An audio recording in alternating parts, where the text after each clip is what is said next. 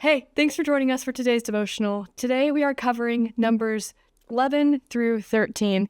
And I know Numbers may seem like a little bit of a daunting book to cover, especially with Leviticus right before it and all sorts of fun stuff. But Numbers 11 through 13 are some really fun chapters.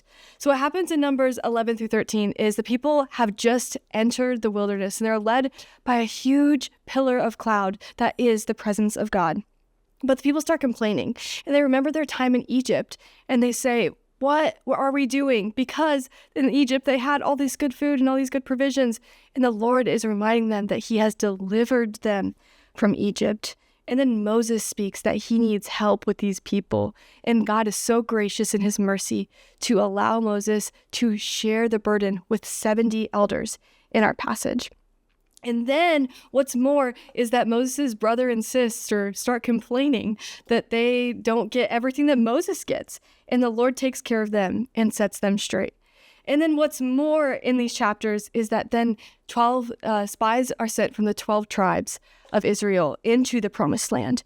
And they find that it is flowing with milk and honey. But they run into a problem. And that is that the promised land is full of inhabitants that aren't the people of God. And all throughout these passages today, you're going to see that the anger of God was against his people. And I want you to remember that the anger of God is met with also his great mercy over his people over and over and over. Though we can see that the Lord is with them, we can see how good he is to redeem them and how good he is to remain with them. Because you and I, we don't deserve forgiveness. We don't deserve anything. But the mercy of God meets us every day we're at. His mercies are new every single morning. So, where has God shown you mercy this week? And how can we be more aware of our dependence on him? He is withholding what we deserve, though he is so kind to give us in abundance great things.